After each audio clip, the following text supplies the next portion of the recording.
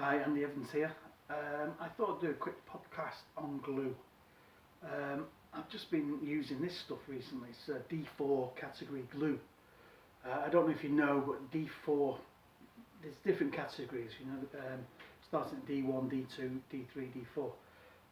It's a polyurethane glue. It's suitable for being permanently underwater. This is the type of glue you'd use on a wooden boat, if it's under the waterline. You can use it on guitars. It's very good, it's very economical. Basically you use this, it expands a little. You need to wet one side of the wood, just dampen one side of the wood. You use this and it expands.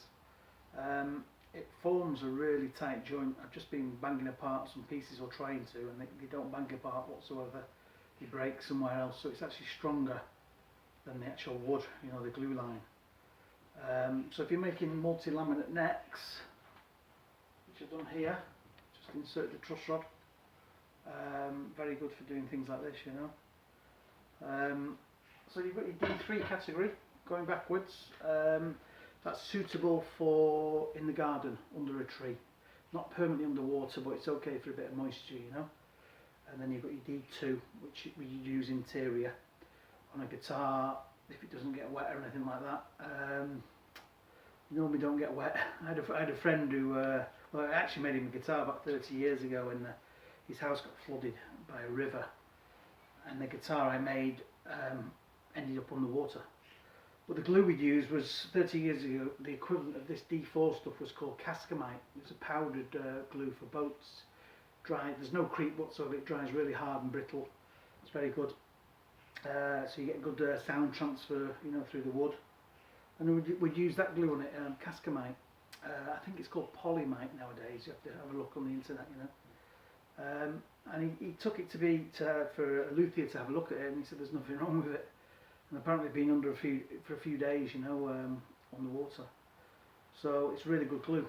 So if you're concerned about humidity in any way, you want to use D4 category or cascamite. I think it's called polymite nowadays.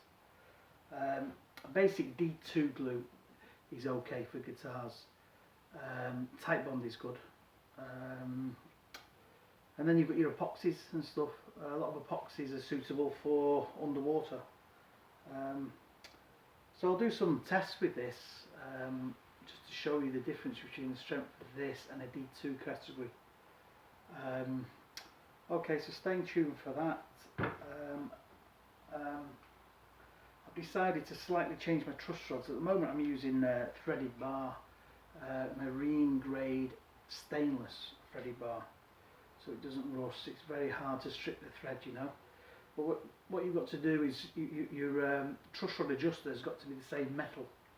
If you get two different metals, normally they rust or they seize up.